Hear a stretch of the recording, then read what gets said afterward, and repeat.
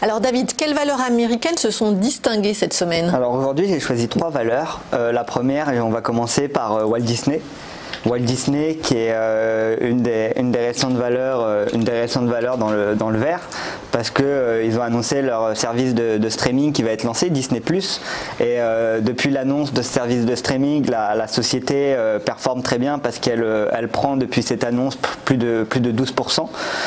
Hier c'était l'une des seules actions américaines un peu dans le vert quand on regardait les performances. Donc là on le voit bien au graphique, le gap que ça a entraîné cette nouvelle et la hausse de Disney, et donc assez intéressant à avoir à l'œil pour voir comment cette nouveauté va agir sur le cours de l'action. Est-ce que ça va continuer dans cette même logique, sachant que ironiquement, alors que Walt Disney a augmenté grâce à l'annonce de son service de streaming, au contraire Netflix eux diminuaient, et donc à voir. C'est vrai que ça commence à être un secteur de plus en plus concurrentiel, avec aussi Amazon Prime et ce genre de choses qui sont sur le secteur, donc à voir. Mais en tout cas l'annonce du fait que Disney lance un service de streaming a eu un très bon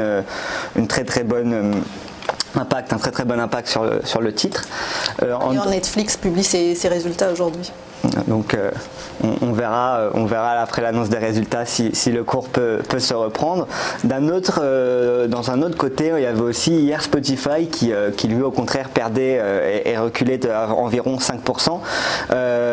Pourquoi? La raison principale du recul de Spotify, c'est l'annonce de Amazon d'une plateforme de streaming pour écouter de la musique, mais gratuitement. Donc on sait qu'avec Amazon Prime ils ont déjà quelque chose, mais pour le moment il faut payer, et ça reste un modèle et un business model payant. Et là ils souhaiteraient, en tout cas d'après les rumeurs, ils souhaiteraient vraiment faire quelque chose de gratuit, et donc ça impacte le cours Spotify qui perdait hier 5%.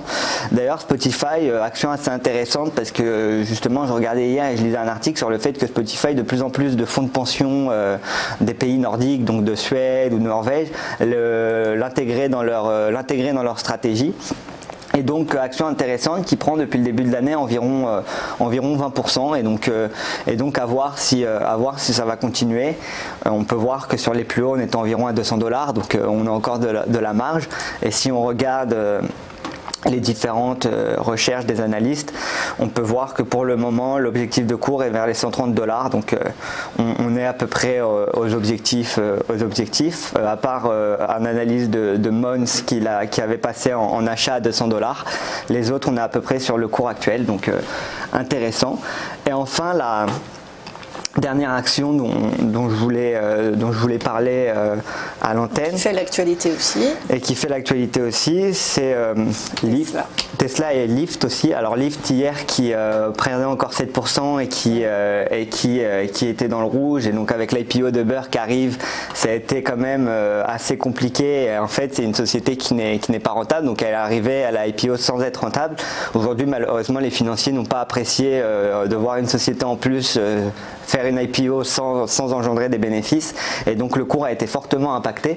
Et en effet, vous parliez de Tesla, et en effet Tesla aussi hier a diminué, notamment des suites d'un tweet de Elon Musk. Donc on connaît Elon Musk, et on sait qu'il aime bien tweeter, un peu comme le président américain, et du coup vu qu'il est en plein procès avec la SEC hier, le fait qu'il ait tweeté, les investisseurs n'ont pas apprécié, donc le cours dévissait un petit peu, qui est aujourd'hui en train de se reprendre.